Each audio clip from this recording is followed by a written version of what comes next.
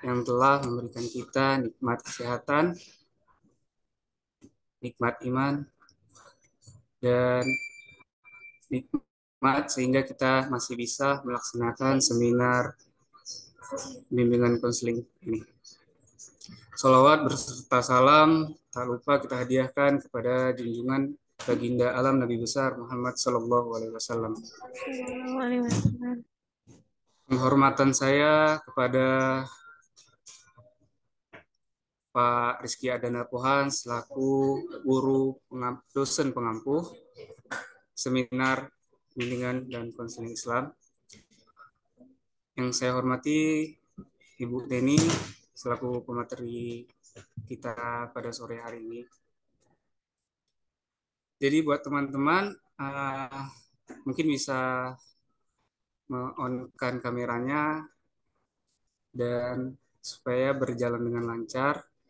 Jadi sebelum kita ke topik atau ke diskusi kita, langkah baiknya kita berdoa terlebih dahulu, yang dimana itu saya pimpin sendiri.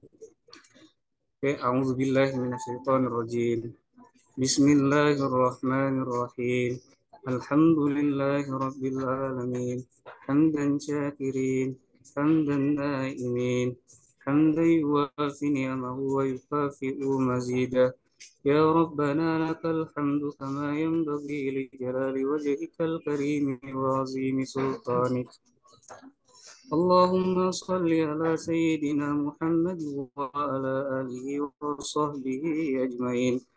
اللهم إنك عفو كريم حليم تحب العفو فاعف عنا يا الله يا كريم. اللهم أحسن عاقبتنا في الأمور كلها وأجرنا من. Jadi pemateri kita hari ini yaitu ada Ibu Neni Listia Dewi. Nah, Ibu ini menempuh pendidikan S1-nya di Universitas Negeri Medan.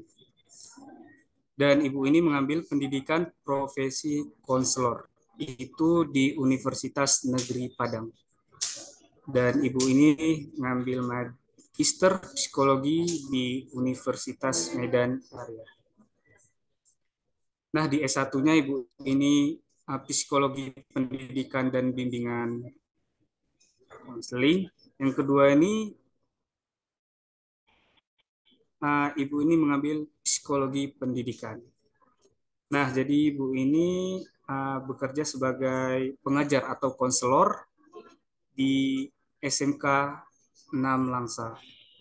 Nah, Ibu ini juga seorang konselor, yaitu di wilayah Sumatera Utara.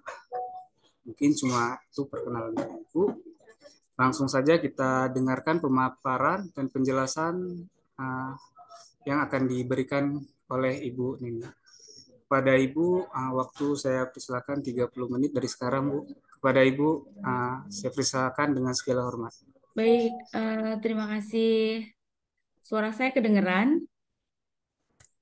Kedengaran, Bu. Dengar, Bu. Oke, kita mulai ya. Assalamualaikum warahmatullahi wabarakatuh. Salam sejahtera Waalaikumsalam untuk kita warahmatullahi semua. Baik, sebelumnya saya mengucapkan banyak terima kasih kepada khususnya mahasiswa-mahasiswi dari IAIN Zawiyah Cotkala yang hari ini telah mengundang saya untuk kita bisa sharing bersama.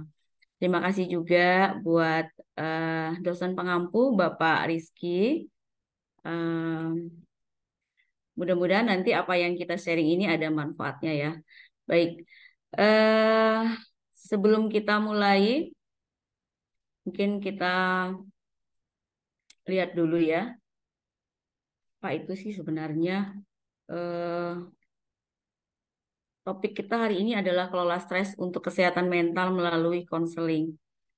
Jadi ketika kita berbicara tentang stres itu adalah satu situasi yang mungkin kita semua itu setiap hari ya mengalami itu ya. Mungkin kata-kata stres itu tidak asing bagi kita gitu ya. Nah, tapi apa itu stres? Nanti kita akan berdiskusi lebih lanjut. Baik, Mungkin kita bisa lihat di slide-nya.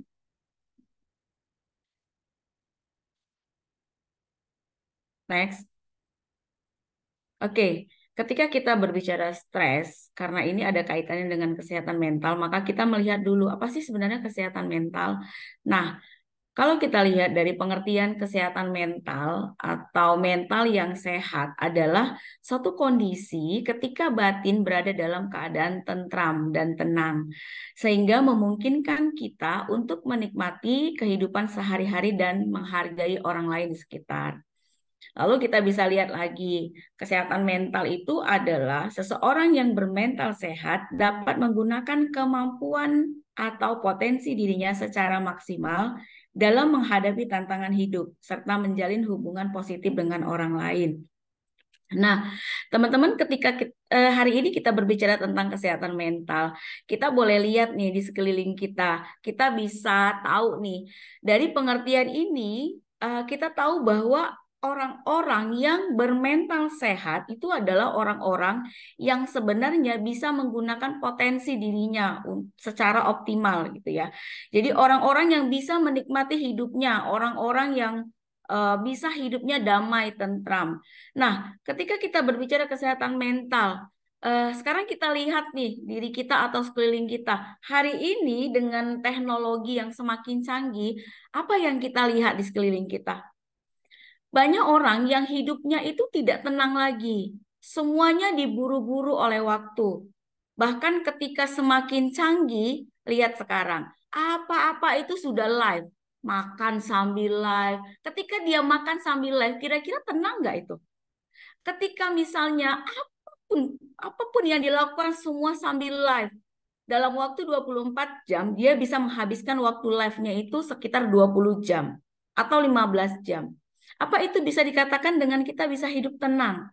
Apa itu dikatakan kita bisa hidup tentram? Atau coba lihat lagi sekarang di media sosial bertaburan konten-konten yang apa namanya itu eh, menunjukkan harta misalnya, menunjukkan hedonisme ya, flexing segala macam. Nah, ketika misalnya kita mengikuti konten itu lalu kita tidak siap untuk menerima informasi itu, kira-kira apa yang terjadi dalam diri kita?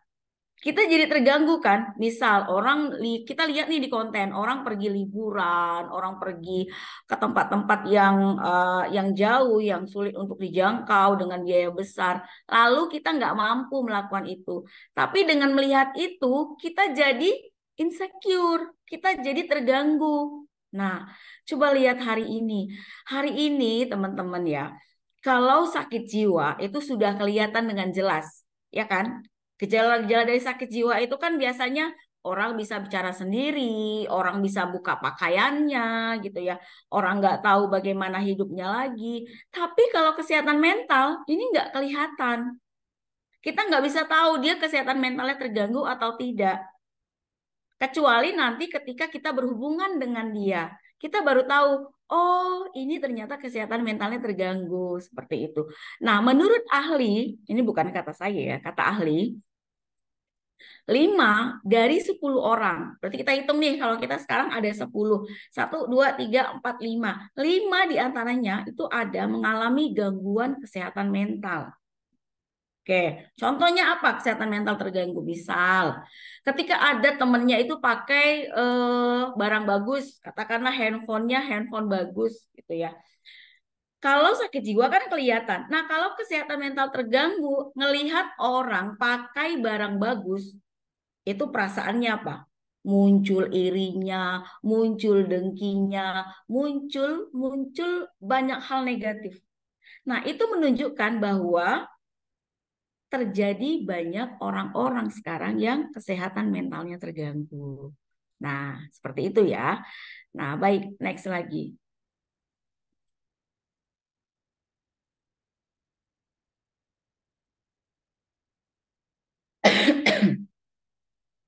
Oke, sekarang kita lihat nih.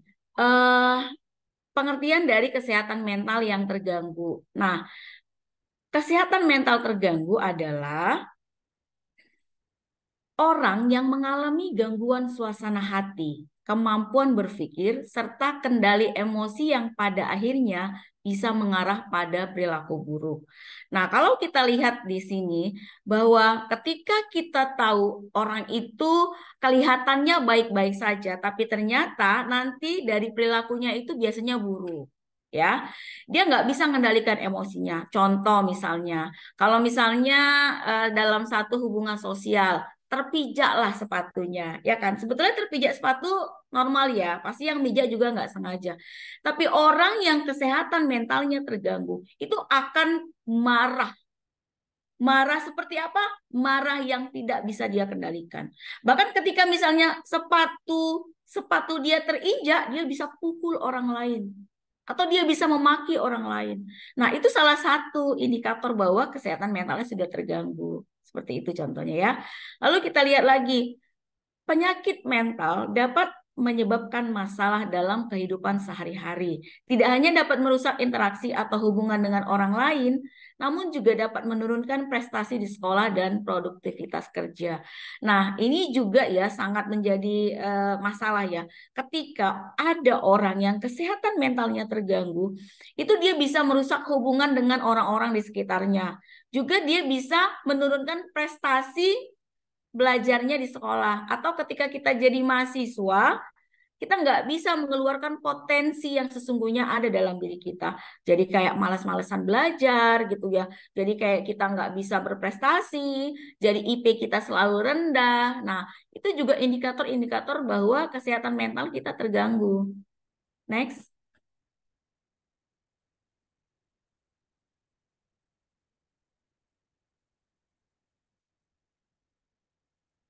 Oke, next lagi.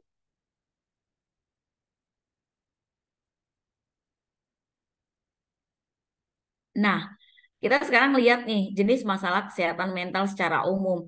Teman-teman, ketika kita bicara tentang kesehatan mental itu sebenarnya banyak sekali ya, banyak bagian-bagiannya gitu. Tapi hari ini kita mau bahas secara umum. Nah, yang pertama itu ada stres terkait dengan materi kita hari ini, berhubungan dengan bagaimana kita bisa mengelola stres nanti melalui proses konseling. Kemudian ada gangguan kecemasan, kemudian juga ada depresi. Nah, tapi hari ini kita fokus mau bahas tentang apa itu stres. Next lagi.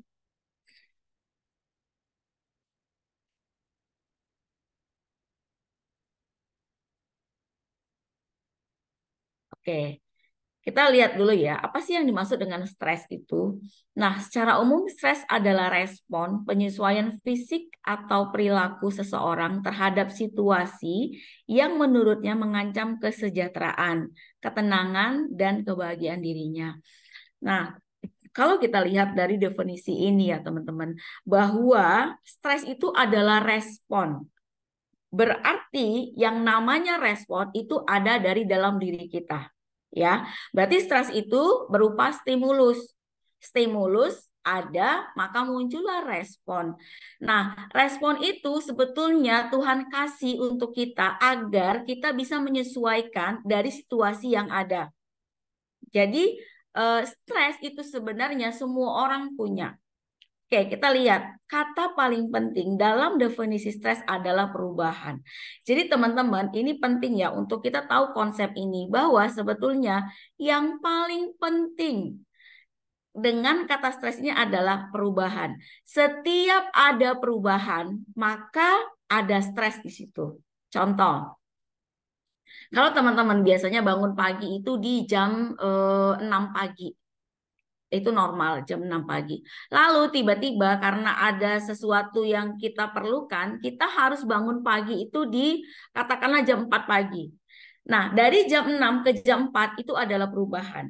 Nah, pada perubahan itulah munculnya stres. Biasanya kalau ada perubahan itu kita akan memberikan respon. Apa respon kita? Nah, ini kita lihat respon kita itu kita lihat dari sindrom adaptasi umum. Nah, sebagai sindrom adaptasi umum dari stres itu, biasanya respon fight atau melawan, atau flight atau melarikan diri adalah insting pertama yang dipakai untuk berjuang menghadapi ancaman.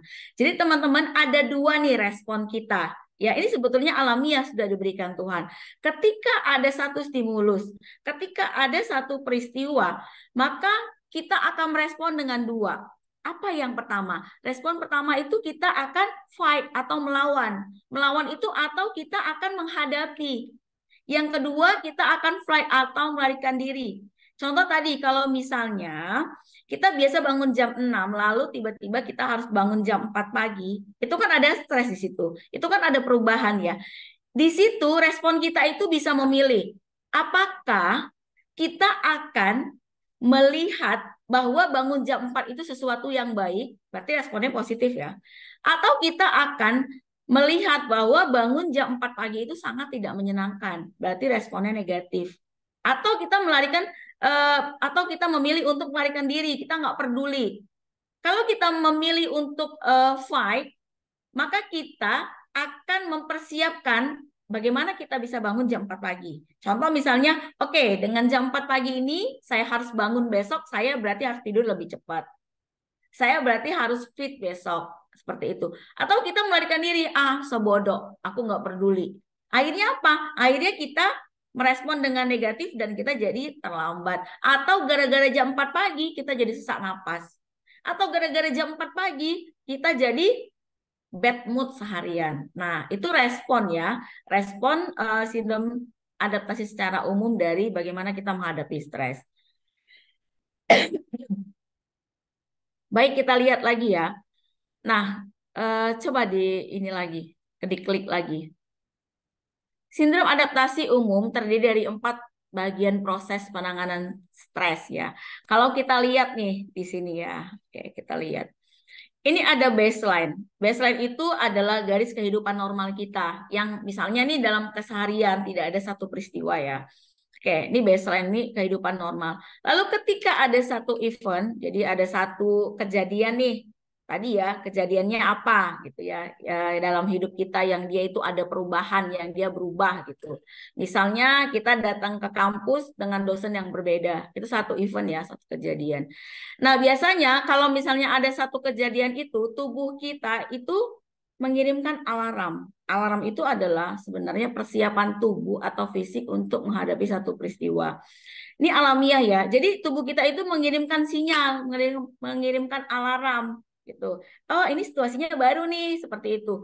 Nah, dari alarm tadi akan ada coping. Jadi coping ini adalah pada saat tubuh kita memutuskan apakah diperlukan tindakan lalu bertindak sesuai dengan keputusan. Nah, ini tadi, ini adalah respon kita. Dari satu event ini, dari satu kejadian, tubuh kita tuh kasih alarm. Ini alarmnya, kamu mau ngapain nih dengan peristiwa ini? Kamu merespon apa gitu? Mau positif atau negatif? Seperti itu ya. Lalu nanti kita dari apa yang kita pikirkan itu, kita akan mengambil satu keputusan.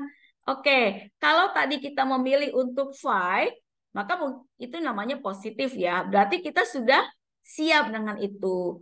Lalu kita juga bisa di sini memilih untuk flight. Nah, negatif ya biasanya. Nah, ini juga nanti akan dilihat dari apa keputusan kita. Kalau dia responnya positif, pasti keputusannya positif. Kalau responnya negatif, ketika ada satu kejadian itu, pasti tindakannya juga negatif. Nah, dari coping ini, di tubuh kita itu nanti biasanya ada satu fase yang namanya let down. Let down itu semacam kita itu istirahat, cooling down gitu ya. Semacam kita menghentikan usaha untuk coping. Jadi tadi kan ada satu keputusan, ada satu tindakan. Lalu di situ nanti alamiahnya sebenarnya kita ada waktu jeda turun. Nah, sebetulnya ketika ada jeda itu nanti apa yang terjadi dalam kehidupan kita itu dia akan balik lagi ke fase normal, namanya recovery, atau ini akan balik lagi ke kondisi baseline, garis normal kehidupan kita. Nah, sebetulnya inilah yang terjadi dalam proses kehidupan kita ketika ada satu permasalahan, ketika ada satu stres. Jadi normalnya dia akan balik lagi. Nah, apapun permasalahannya, jadi misalnya mau itu permasalahannya buruk, mau itu situasinya tidak menyenangkan, tapi kalau kita bisa menghadapinya, sebetulnya dia akan cooling down dan akan balik normal lagi. Nah, kira-kira seperti itu. Baik, next lagi.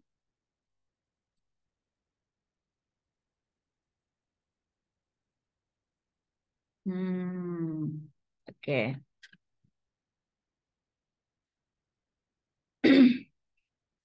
Oke, stres ini dapat dibagi menjadi dua ya. Ini kayaknya kurang pas ya. Apa-apa nanti kita perbaikin untuk materinya ya. Oke, stres ini dapat dibagi menjadi dua jenis. Nah, yang pertama itu ada stres negatif atau biasa disebut dengan distres ya. Nah, distres ini adalah stres yang berkepanjangan yang tidak ditangani dengan baik, akan berdampak negatif buat kesehatan. Dan dia biasanya bersifat merusak gitu ya. Nah, jadi kita kan selalu bilangnya stres. Nah, sebetulnya stres itu terbagi dua. Kalau dia yang negatif, namanya disebut dengan distres.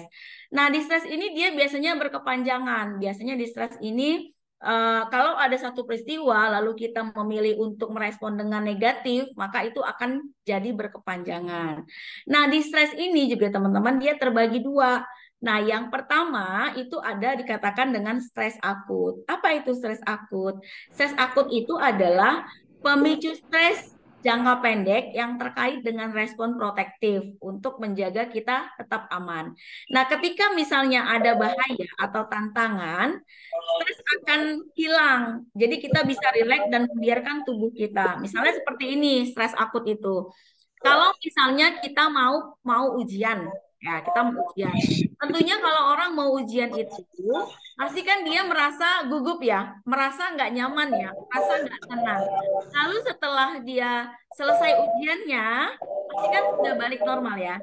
Nah, stres itu dikatakan dengan stres akut. Jadi, stres dalam jangka pendek yang muncul karena ada satu situasi, dan itu biasanya hilang setelah situasi itu berubah. Tuh misalnya. Atau ketika misalnya kita naik kendaraan nih di jalan raya, tiba-tiba ada mobil nyalip atau tiba-tiba ada sepeda motor nyalip gitu. Nah, itu biasanya kita stres karena ini tiba-tiba gitu. Nah, untuk kita supaya aman, kan kita biasanya apa? Mengendalikan kendaraan kita. Kita biasanya gugup ya pada saat itu ya, deg-degan gitu. Nah, itu namanya stres akut. Lalu kalau misalnya kita sudah berhasil mengendalikan motor kita, itu stresnya juga hilang. Nah, mungkin itu ya. Itu yang pertama. Nah, next yang kedua. Oke. Yang kedua ini dikatakan dengan stres kronis. Nah, apa itu stres kronis?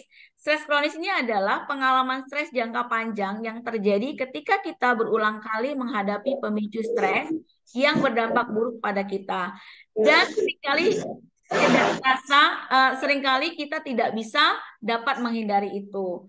Nah, pada kondisi ini seringkali tidak dapat kita tidak dapat kesempatan untuk bersantai atau memulihkan diri. Tadi kita nggak ada waktu jeda, lalu kita nggak bisa recovery. Contohnya ini apa?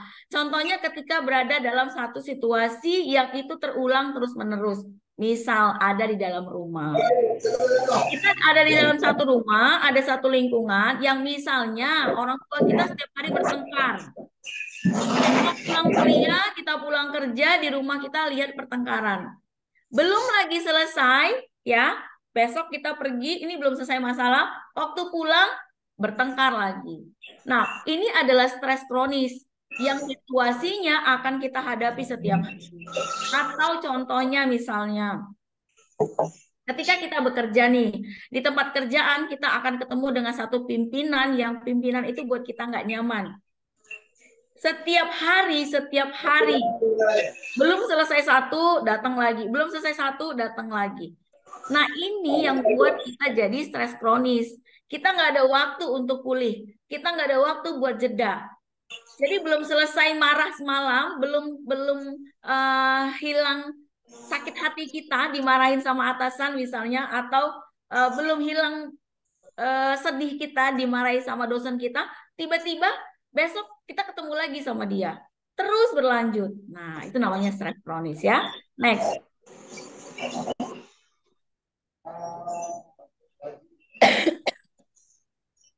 Oke. Ini ada kalau tadi ada stres negatif yang sering disebut dengan stres. Stres yang kedua jenisnya adalah stres positif. Stres positif ini disebut dengan eustress. Nah, eustress ini adalah stres yang berdampak positif yang bersifat jangka panjang, yang biasanya terjadi ketika kita sedang bergerak menuju sesuatu yang belum kita capai. Nah, biasanya kalau stres positif ini atau eustress ini disertai dengan perasaan gembira dan keyakinan bahwa kita bisa mencapainya, dibanding dengan perasaan gagal atau takut dengan tantangan. Dan biasanya respon fisik terhadap stres ini membantu mendorong kita untuk melakukan tindakan-tindakan yang meningkatkan motivasi, fokus, dan dorongan misalnya. Apa itu contohnya? Contohnya ketika kita melamar pekerjaan, ketika misalnya kita itu mau melakukan sesuatu, tapi itu pasti ada stres ya. Tapi kita punya harapan bahwa ketika nanti misalnya kita melamar pekerjaan, kita pasti gugup, kita pasti nggak nyaman. Tapi kalau udah diterima, itu stresnya biasanya hilang. Nah, biasanya kalau kita mau melamar pekerjaan, tentunya itu mendorong kita, memotivasi kita untuk menjadi yang terbaik. Pasti kita akan belajar kan bagaimana supaya kita diterima misalnya. Itu atau kita stres positif itu misalnya kita mau bertemu nih dengan pujaan hati kita. Kita mau bertemu dengan orang yang kita cintai. Itu pasti gugup kan? Itu pasti stres kan? Itu pasti nggak nyaman kan? Tapi itu mendorong kita untuk menjadi lebih baik. Misalnya kita tampilnya baik gitu ya. Misalnya kita apa namanya mandi dengan bersih gitu. Nah, setelah ketemu dengan si pujaan hati tadi, maka itu stresnya hilang. Makanya biasanya eustress itu eh, juga dalam jangka pendek. Seperti itu. Baik, lanjut lagi. Oke, eh, mungkin hari ini kita juga fokusnya pada distress. Kita nggak fokus pada apa itu eustress, karena eustress itu biasanya hasilnya positif, seperti itu. Dan biasanya kita semua bisa melewati itu. Oke, sifatnya stres itu seperti apa? Eh, Nah, sifatnya stres itu mengikuti apa yang kita pikirkan. Atau saya katakannya, stres itu nggak punya pikiran. Nah, teman-teman, kita balik lagi dalam konsepnya bahwa ketika stres itu muncul, itu karena ada stimulus. Ya, stimulus itu datangnya dari luar. Stimulus itu adalah situasinya. Lalu muncul respon. Respon itu datangnya dari dalam diri kita. Jadi respon itu adalah pikiran kita. Respon itu adalah apa yang kita pikirkan. Nah, jadi sebetulnya stres itu adalah tergantung dari apa yang ada di dalam isi kepala kita. Tadi, kalau dia isi kepalanya terkait dengan pengalaman-pengalamannya, pengalaman hidupnya, dia positif, maka biasanya respon ketika ada satu situasi, kita responnya positif. Tapi kalau di dalam kepala kita itu banyak yang negatif, punya pengalaman-pengalaman kehidupan yang buruk, ya. Jadi biasanya ada stimulus kita meresponnya dengan negatif, gitu, ya. Baik. Lalu apa yang terjadi ketika kita stres? Apa sih yang terjadi kok stres itu sampai sampai buat orang kadang-kadang jadi sakit gitu ya. Oke. Ini ada kaitannya dengan sumbu hipotalamus, hipofisis, adrenal atau teman-teman biasa sering mendengar dengan kata HPA atau HPA. HPA adalah sistem yang memicu respon stres. Ini ada di dalam hipotalamus dalam otak kita di kepala gitu ya. Nah, pada saat dihadapkan pada situasi stres, sistem ini memicu tubuh melepaskan hormon adrenalin dan kortisol yang membuat kerja jantung lebih cepat dan mudah lelah. Jadi teman-teman, itu kenapa ketika kita stres, jantung kita berdegup kencang, duk duk duk gitu ya. Kita berdebar-debar, keringat dingin, lalu kita mudah lelah gitu. Nah, itu karena kerjanya si hormon kortisol dan adrenalin yang melimpah-limpah. Jadi hormon adrenalin dan hormon kortisol ini ada manfaatnya, tapi dalam jumlah dan batasan yang tepat.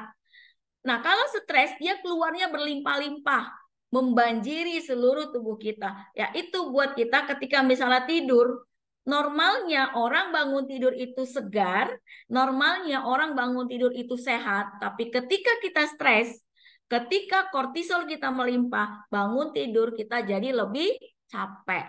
Nah, itu kita lihat diri kita, kira-kira aku stres enggak ya gitu. Nah, jika kadar kortisol tinggi, maka menyebabkan banyak masalah kesehatan yang signifikan dan daya tahan tubuh kita menurun. Nah, jadi teman-teman ada yang sering kita dengar namanya psikosomatik. Jadi psikosomatik itu adalah ketika penyakit fisik yang disebabkan oleh psikis kita yang bermasalah. Stres gitu ya. Jadi ada orang sakit jantung, ada orang sakit lambung, ada orang sakit asma, sakit kaki, cenat-cenut, sakit kepala. Itu sebetulnya bukan fisiknya yang sakit, tapi apa? Tapi karena psikisnya terganggu, karena dia sedang stres. Nah, kita lihat nih lebih lanjut. Apa sih bahayanya kalau kita stres itu? Eh, lihat nih dari fisik ya. Biasanya kalau orang yang stres, stresnya itu kronis, stresnya itu nggak bisa dikendalikan, kortisolnya melimpah-limpah, itu biasanya dia sering pusing, kemudian dia gampang pingsan gitu ya. Kemudian biasanya tenggorokan dan perutnya itu merasa tertekan. Itu kenapa ketika orang anxiety itu dia biasanya kayak nggak bisa bernapas, kayak dadanya itu ditekan gitu ya. Kemudian sesak, biasanya nyeri lambung, diare, atau konstipasi, nggak bisa buang air besar gitu. Lalu biasanya kalau misalnya orang stres itu sering dia muncul alergi, gatel-gatel, merah-merah, muka merah-merah, itu ya. Nah, kemudian banyak lagi lah ya yang lain ya dari segi fisik ya. Tapi kita bisa lihat juga dari emosional apa gitu. Nah, kalau dari emosional, biasanya orang-orang yang stres itu biasanya punya rasa takut dan atau mati rasa. Jadi mati rasa itu nggak peduli. Jadi misalnya nih gini, dia punya tugas deadline yang harus dia siapkan besok misalnya. Tapi karena dia punya stres dia nggak peduli. Dia nggak peduli mau besok itu dikumpul nggak dikumpul, mau dapat nilai C, dia nggak peduli. Itu biasanya namanya mati rasa gitu. Kemudian dia terguncang dan mengingkari. Kemudian dia biasanya gampang marah dan frustasi. Itu tadi kalau misalnya dia punya stres, kepijak aja sepatunya, dia bisa jadi marahnya meledak-ledak gitu. Kemudian depresi, selalu merasa sedih, kemudian dia jadi negativisme, sinis gitu ya. Nah, misalnya ini kita lihat di sekeliling kita ya. Ketika kita punya teman ya, kemudian ada satu teman kita yang lain, dia pakai katakanlah dia punya hadiah dari orang tuanya gitu, misalnya baju baru. Nah, kalau orang stres itu akan nanggapinya dengan apa? Sinis. Gitu aja. Baru itu. Nah, itu berarti ada sesuatu dengan dia. Kalau dia negativisme atau sinis. Kemudian jadi nggak percaya diri, kemudian merasa terasing.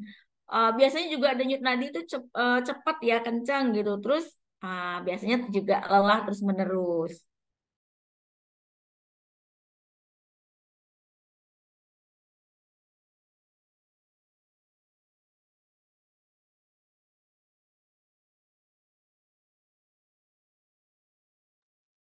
Oke, sekarang kita lihat dari segi kognitif.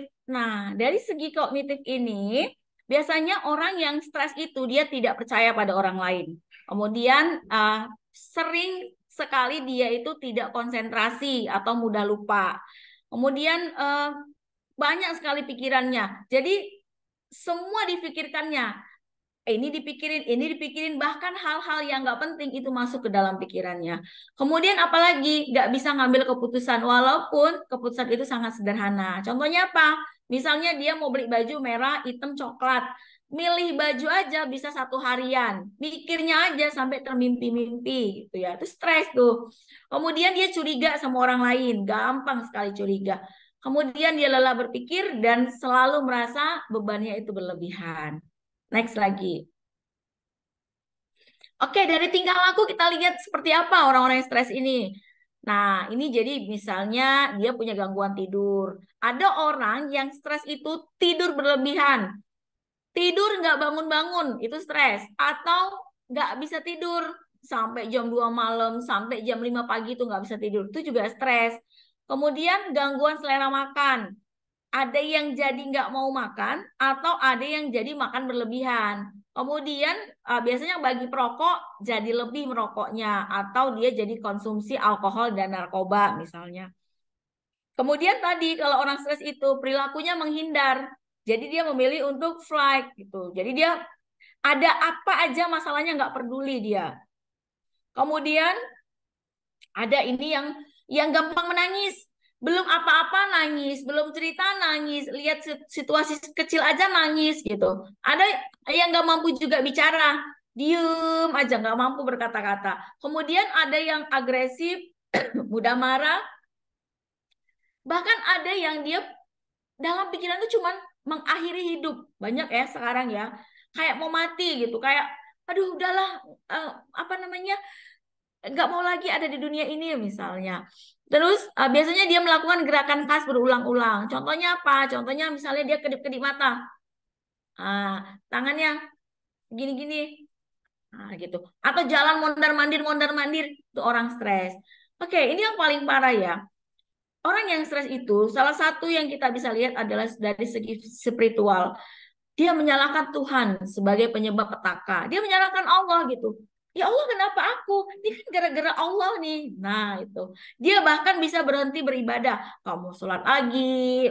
Kalau yang agama lain mungkin dia nggak mau ke tempat ibadahnya gitu ya. Kemudian dia nggak mau terima. Dia nggak mau terima bahwa kenapa ini aku gitu. Kenapa nggak dia? Aku udah baik nih gitu. Kemudian dia meragukan nilai dan keyakinan religius. Kenapa ya aku harus nutup aurat? Kenapa ya aku harus sholat? Nah, dia mulai ragu dengan apa yang Tuhan kasih peraturan buat dia gitu. Kemudian mempertanyakan hal penting dalam hidup. Kenapa aku harus kerja ini ya? Kenapa harus kuliah ya? Kenapa? Kenapa? Kenapa? Semua dipertanyakannya. Kemudian biasanya dia bersibuk diri dengan hal-hal yang tidak penting. Jadi kan dalam hidup kita tuh sebetulnya kita punya target gitu. Kita punya dream yang harus kita uh, capai. Tapi kalau orang stres ini dia nggak fokus. Jadi sibuk dengan hal-hal yang nggak penting. Duduk di kafe, entah ngapain di kafe dari pagi sampai malam gitu misalnya. Scroll TikTok, entah apa pentingnya. Entah kalau dia jualan gitu, tapi dia sibuk. Nah itu biasanya karena dia stres. Oke. Bagaimana konseling dapat membantu kita mengelola stres? Oke, ketika kita berbicara tentang kesehatan mental, ketika kita berbicara dengan stres ya, ketika kita tahu bahwa itu ada bagian dari hidup kita. Sebetulnya seperti tadi Tuhan sudah memberikan pada kita untuk bagaimana kita menghadapi itu. Namun kadangkala karena keterbatasan ilmu, karena kita kurang pengetahuan, kita nggak bisa menyelesaikan masalah kita sendiri. Nah, kalau kita nggak bisa menyelesaikan masalah kita sendiri, lalu kita harus kemana? Kita datang ke teman kita. Kira-kira kalau kita curhat sama teman kita tentang masalah kita yang sangat sensitif, jawaban teman kita apa? Bukannya makin buat kita tenang, tapi buat kita makin bermasalah, ya kan? Curhat sama orang tua, nah nggak bisa juga gitu. Oke, kita lihat dulu nih apa sih pengertian dari konseling, sehingga konseling ini penting banget buat kita bisa datang ke sana untuk melakukan sesi konseling. Nah, menurut Prayitno, ini konseling adalah pelayanan bantuan oleh tenaga profesional kepada seseorang atau sekelompok individu untuk mengembangkan kehidupan efektif sehari-hari dan penanganan kehidupan efektif sehari-hari terganggu. Dengan fokus pribadi mandiri yang mampu mengendalikan diri melalui penyelenggaraan berbagai jenis layanan dan kegiatan pendukung dalam proses pembelajaran. Pembelajaran itu artinya pembelajaran dalam satu situasi yang terjadi seperti itu ya. Nah, kalau kita lihat dari sini adalah konseling itu adalah layanan bantuan yang dilakukan oleh profesional. Itu makanya kenapa kita lebih baik datang ke konseling daripada kita curhat sama kawan kita. Karena dalam profesional itu semuanya sudah diatur, ada kode etiknya. Apa itu kode etik yang paling utama adalah menjaga kerahasiaan klien. Jadi kalau kita datang ke konseling ketika kita stres, mau cerita apa aja, mau cerita yang sangat sensitif, mau cerita aib, konselor di hadapan kita itu nggak akan membuka aib-aib kita. Ya, itu kenapa kita mesti perlunya datang ke konseling gitu. Lalu konseling sebagai suatu proses adanya seseorang yang dipersiapkan secara profesional untuk membantu orang lain, untuk pemahaman diri, pembuat keputusan, pemecahan masalah. Nah, ini adalah bentuk pertemuan dari hati ke hati antar manusia. Hasilnya sangat tergantung pada kualitas hubungan. Oke, dalam proses konseling ini ada pertemuan intens antara dua orang ataupun nanti ada konseling kelompok gitu ya. Nah, di sini ada hubungan hati ke hati, bicara dari hati ke hati ya. Kemudian nanti di situ kita ada pemecahan masalah, kita akan cari solusi. Nah, jadi dalam proses konseling ini banyak hal yang bisa kita dapatkan ketika kita nggak bisa menangani stres kita sendiri. Ya, baik, next lagi. Oke, siapa sih tenaga profesional dalam konseling? Kita kan sering ya lihat bahwa tenaga profesional itu sebenarnya sudah diatur. Uh, Kalau di sekolah, kita bisa bertemu dengan guru bimbingan konseling, ya, itu juga tenaga profesional. Misalnya sarjana dari bimbingan konseling, sarjana dari psikologi, itu ditugaskan di sekolah. Kita bisa datang ke situ dalam setting sekolah. Lalu ada konselor. Siapa konselor? Nah, konselor ini adalah tenaga profesional yang sudah bersertifikasi sebagai seorang tenaga ahli di bidang konseling. Kemudian ada psikolog. Siapa psikolog ini gitu ya. Nah, psikolog ini adalah orang dari sarjana psikologi yang sudah mengambil profesi yang juga dia nanti dipersiapkan untuk membantu kliennya. Khususnya ini dalam bidang pengukuran tes psikologi seperti itu. Kemudian siapa tenaga profesional konseling lainnya? Ada psikiater. Jadi psikiater ini adalah dokter. Dokter S1 umum, lalu dia ngambil spesialis kejiwaan, dikatakan dengan psikiater. Nah, siapa psikiater ini? Kalau kita stresnya sudah sangat kronis, kalau sudah sampai kita nggak tahu lagi siapa diri kita, atau kita punya gangguan kecemasan yang sangat tinggi, kita boleh datangnya ke psikiater. Kenapa? Karena di situ kita akan dikasih obat. Obat untuk apa? Tadi kan kortisol kita melimpah-limpah. Nah, itu ada ya pembahasan lain. Nah, ketika kortisol itu melimpah-limpah, itu nanti mengganggu sistem saraf dalam tubuh kita. Misal, ini jari nih, misalnya sistem saraf kita seperti ini. Lalu karena kita stres berkepanjangan, kronis, nggak bisa kita atasi, yang harusnya saraf kita itu panjang, jadinya hilang. Yang harusnya pendek, jadinya panjang. Contohnya apa? Orang-orang yang merasa dibisik-bisikin, orang-orang yang dia merasa punya temen halusinasi gitu, orang-orang yang merasa apa mau buka baju di depan orang lain. Nah, itu ada yang terganggu dari sistem sarafnya, maka harus datang ke psikiater gitu. Kemudian siapa tenaga profesional lain? Itu ada terapis. Terapis ini orang-orang yang biasanya mendapat pelatihan-pelatihan khusus untuk membantu tentang masalah kesehatan mental. Baik. Sekarang kita lihat nih, manfaat melakukan konseling saat kita stres. Apa sih manfaatnya kalau kita datang ke sana, kita dapat apa dari konseling itu? Oke, yang pertama, konseling membantu memperbaiki gaya hidup dengan memberi jalan untuk mengeksplorasi berbagai bidang kehidupan yang mungkin menyebabkan stres. Nah, nanti dalam sesi konseling, ketika kita datang ke profesional konseling, maka di situ ada pembahasan tentang bagaimana nih kita menghadapi kehidupan kita. Misalnya dengan saya A, ini ada B, ada C, kehidupannya sama, gajinya sama, tapi bagi saya itu saya nggak cukup. Bagi B dia biasa-biasa aja, tapi bagi C itu ya udah sangat udah sangat baik gitu.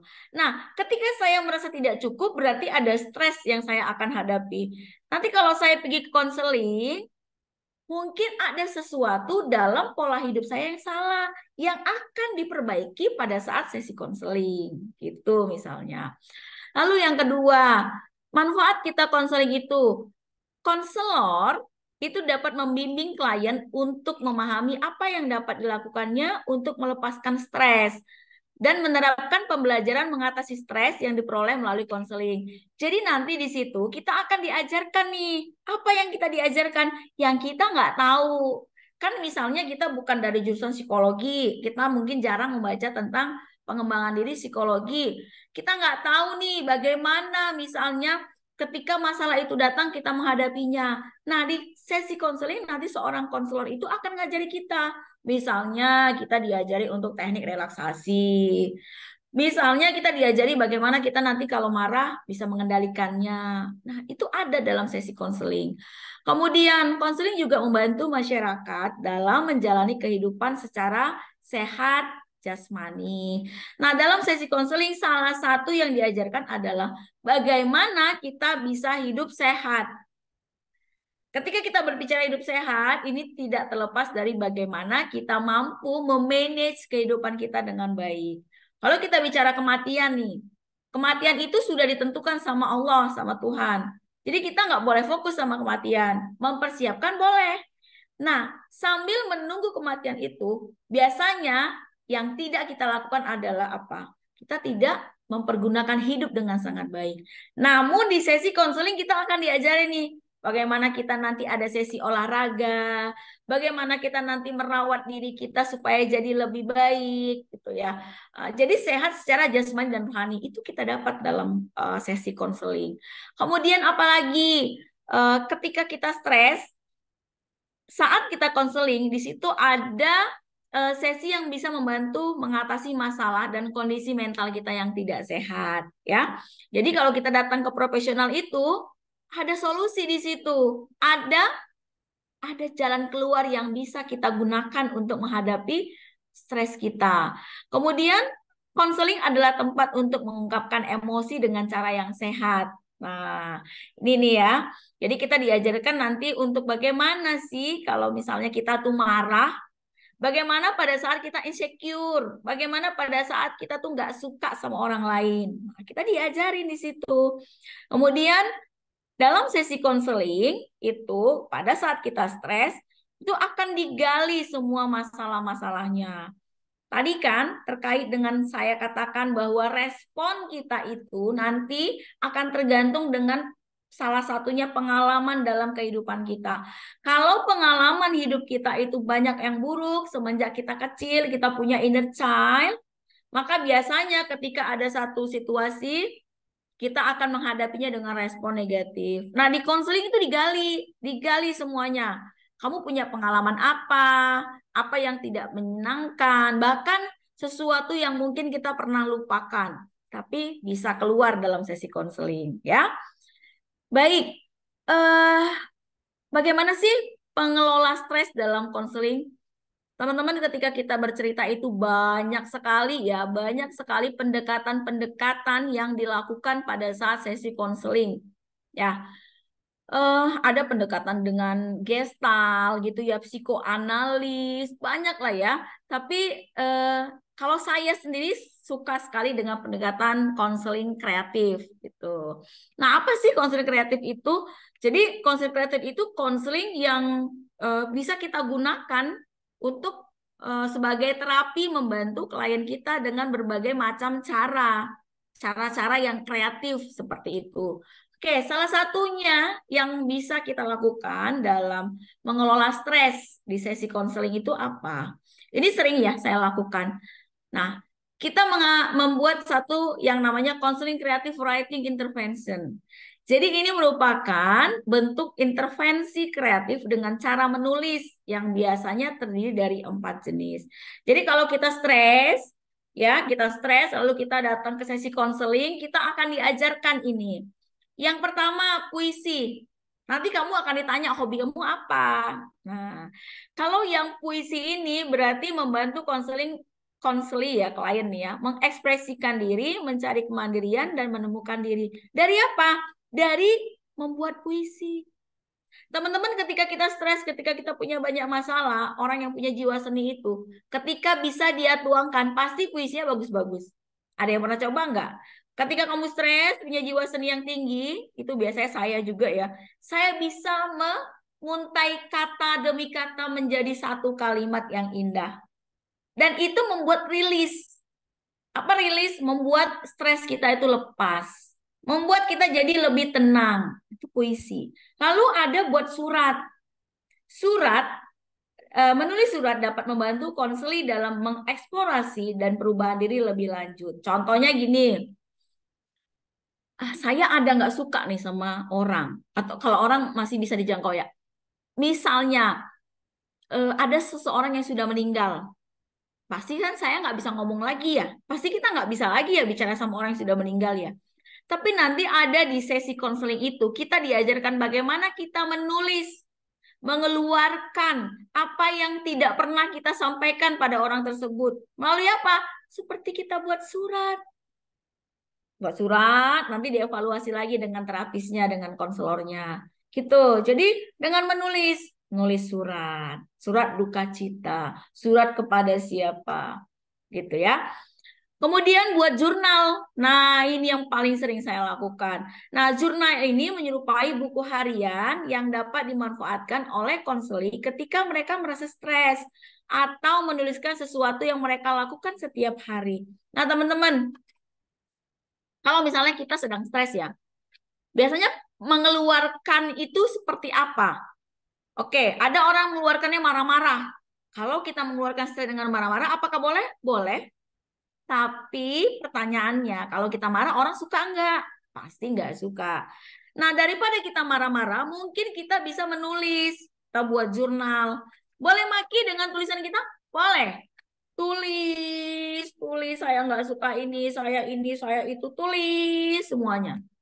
Lalu setelah kamu tulis hari ini, bisa hari ini kamu menulis 10 lembar. Itulah isi kepalamu, itulah isi dari pikiranmu, itulah yang buat stres, tulis. Besok tulis lagi.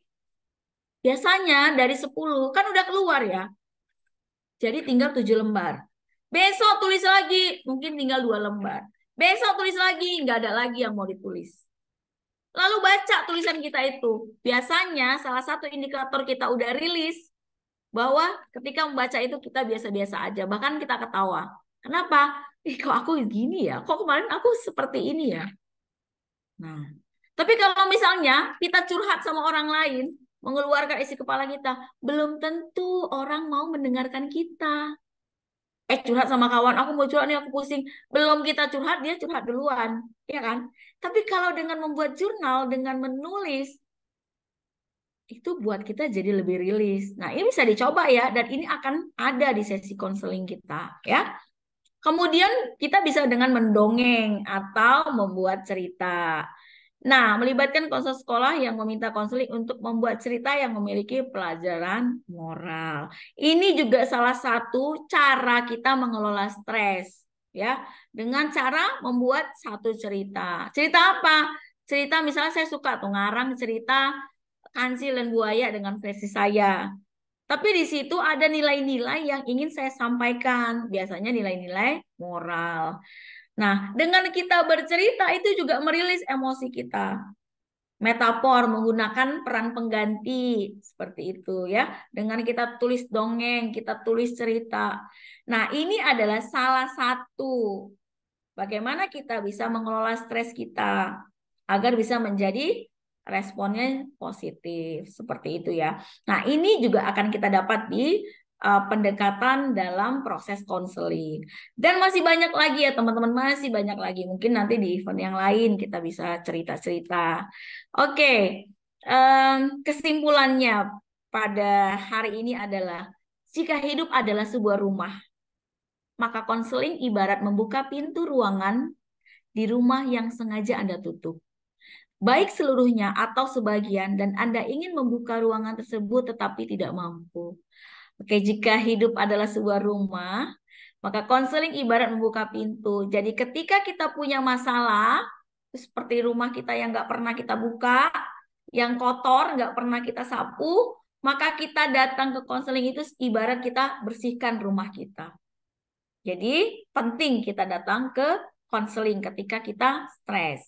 Lalu stres yang kita alami secara sadar atau tidak sadar membuat kita terjebak dalam pikiran atau perasaan yang tidak menyenangkan dan menyusahkan sehingga membuat kita melakukan perilaku yang tidak menyenangkan.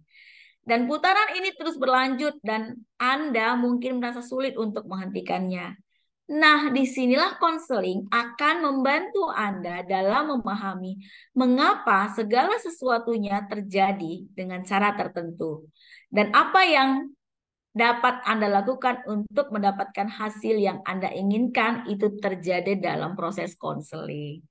Jadi kesimpulan teman-teman, ketika kita sedang stres, ketika kita sedang punya masalah, agar kesehatan mental kita terus terjaga dengan baik, maka kalau tidak bisa merilis sendiri, kita pergilah ke konseling.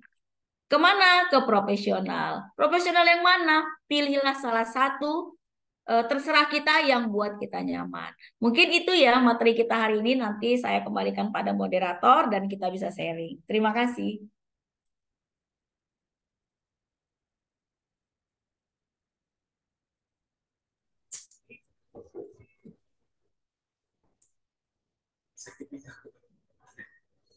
Oke, baik Bu. Terima kasih atas penjelasannya, sangat menarik ya tentang stres. Ini cocok kali buat kami Bu mahasiswa yang memang lagi stres-stresnya nih mengerjain skripsi, proposal, dan tugas-tugas lainnya Bu.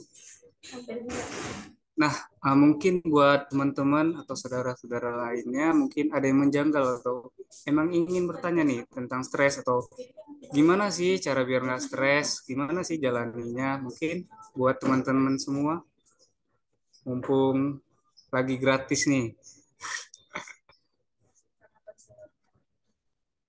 Gimana? Ini langsung sama konselornya loh nih, bukan main-main nih. Ya, silakan kita mau sharing. Boleh ditanyakan. Oh ya Bu, mungkin dari saya aja dulu Bu ya. Ada yang menjangkau Silakan. nih ya saya. Jadi gini Bu, saya ini ada seorang teman nih. Dia ini memang stres dalam suatu hal.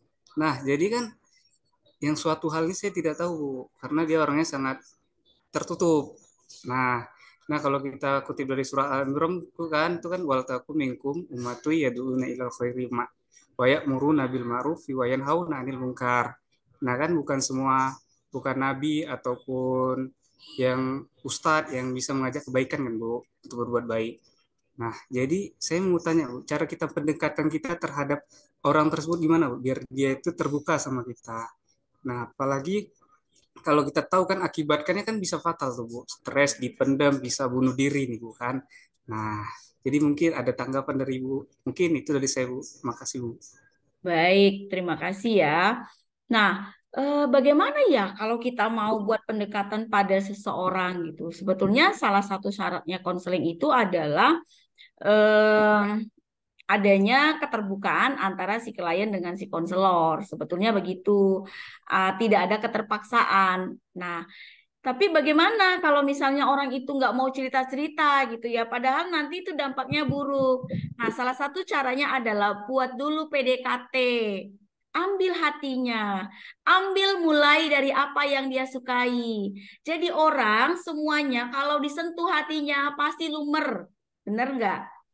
Seringkali Benar. kita langsung gini, kamu punya masalah nggak? Enggak. Dia udah blocking ya, dia udah buat batasan ya. Punya masalah sih, sepertinya kamu punya masalah, dipaksain, itu pasti makin menjauh. Kita maksa orang lain, tapi kita masuk dengan mulai dari hatinya, apa kesukaannya. Biasanya kalau orang sudah percaya, dia akan buka semuanya, bahkan tanpa kita tanya. Jadi caranya adalah dekatin dulu, PDKT dulu, jangan buru-buru. Cerita dong sama aku nih konselor nih. Nggak bisa. Maka di meja konseling pun itu ada membangun hubungan dulu sebelum proses konseling dimulai. Ya, dari mulai kita tersenyum, Kalau yang sama-sama jenis boleh sentuh-sentuh. Jangan langsung, "Ah, udah kamu cerita, kamu bayar nih." Misalnya di saya tuh, "Kamu bayar nih, habis waktu kamu nanti 40 menit. Ayo cerita." Gak akan cerita. Tapi mulai dari apa kesukaannya, apa aktivitasnya. PDKT mungkin 10 menit lah kalau di meja konselingnya. Tapi kalau dalam kehidupan, PDKT-nya itu mungkin bisa agak lebih panjang. Tergantung dari tipe orangnya. Kalau dia ekstrovert beda, kalau introvert beda, kan begitu. Tapi yang paling penting ambil hatinya. Ajakin dulu makan bakso kalau dia hobi makan bakso. Kalau dia nggak hobi makan bakso jangan. Dia hobinya olahraga, ajak olahraga bareng-bareng. Gitu. Percaya saya, kalau dia sudah percaya dengan pendekatan kamu, pasti dia akan cerita apapun. Ya, itu aja. Dan jangan sekali-kali untuk memaksa orang lain bercerita, karena semakin dipaksa dia akan semakin menjauh. Ya, semakin dipaksa dia akan semakin tertutup.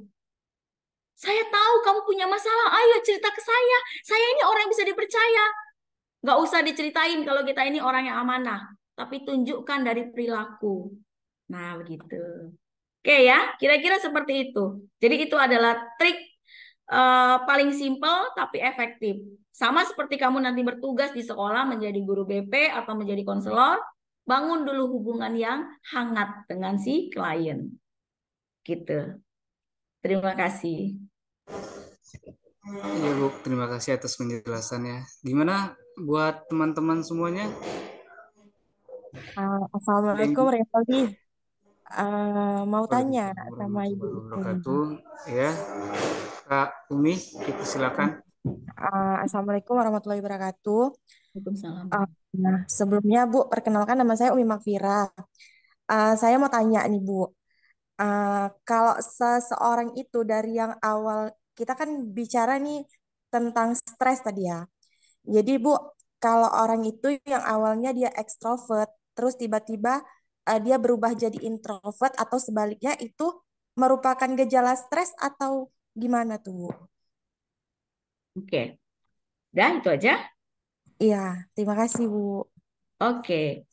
Nah, teman-teman, ini penting sekali untuk kita tahu ya, bahwa salah satu gejala stres itu kan banyak ya, indikator-indikatornya, gejala-gejalanya banyak. Tadi secara garis besar saya sudah kasih tahu. Tapi yang paling gampang kita lihat adalah ketika orang itu stres, maka akan terjadi perubahan perilaku. Tadi, kalau dia biasanya ekstrovert, tiba-tiba dia diem, lamun. Itu dalam tanda kutip kita harus curiga. Berarti ada sesuatu yang terjadi dengan dia. Kalau biasanya dia pendiam, tiba-tiba tadi jadi banyak omong, jadi overacting, ya banyak tingkahnya kita bilang. Nah, itu juga salah satu gejala bahwa sedang terjadi sesuatu pada diri dia. Sesuatunya itu apa? Nanti kita dalamin. Apakah stres? Apakah ada pengalaman buruk? Apakah dia ada katakanlah misalnya perlakuan tidak baik sama dia dari orang lain. Nah, ya, jadi perubahan perilaku pada diri seseorang dari yang biasa menjadi tidak biasanya itu adalah salah satu indikator bahwa orang itu terjadi sesuatu. Ya, apakah stres atau yang lain, tapi pasti dia terjadi sesuatu. Karena biasanya dalam baseline kita, dalam kehidupan normal, orang akan berperilaku biasa seperti yang sudah biasa-biasanya gitu. Kalau pendiam ya pendiam. Nah, tapi bagaimana kalau dia sudah belajar? Nah, itu berbeda. Kecuali dia misalnya pendiam, tiba-tiba dia ikut kelas public speaking, tiba-tiba dia pandai bicara, itu berbeda. Oke ya, mungkin itu dari saya. Baik, terima kasih Ibu. Gimana? Oke, buat satu pertanyaan lagi nih, biar kita akhiri diskusi. Mungkin coba nih yang laki-laki satu nih. Karena laki-laki biasanya yang paling stres nih.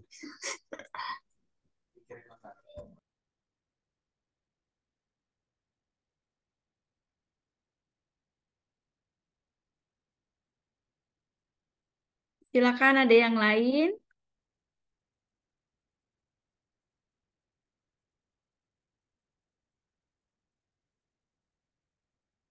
Atau ditulis di chat.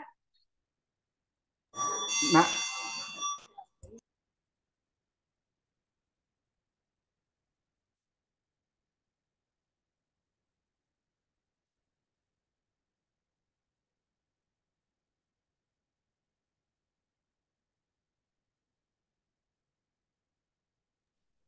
gimana buat teman-teman semua?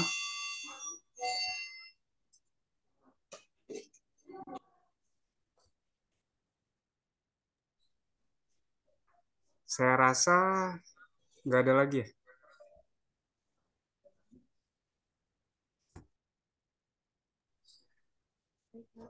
Kalau tidak Jarang-jarang. ada, saya kembalikan pada moderator. Oke, baik Bu. Terima kasih.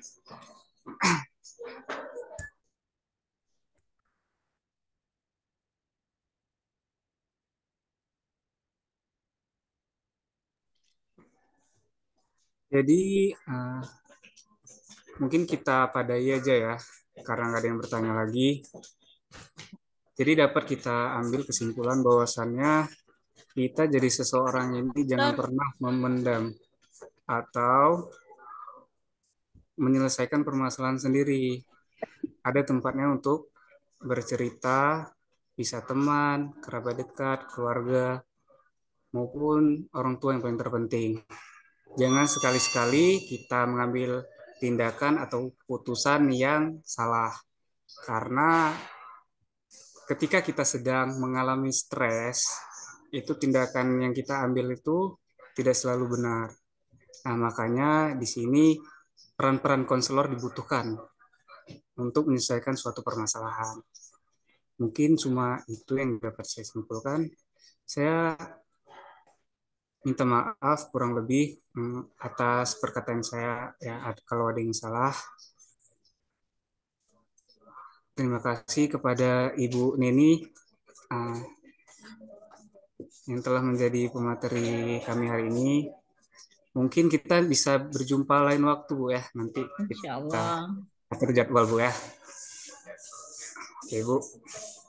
Terima kasih ya buat teman-teman semuanya yang telah hadir, yang memberikan waktu untuk melakukan seminar ini. Karena saya rasa ini sangat bermanfaat untuk kita semua. Oke, saya akhiri ya semuanya. Bila taufik wal hidayah. Assalamualaikum warahmatullahi wabarakatuh. Waalaikumsalam warahmatullahi wabarakatuh.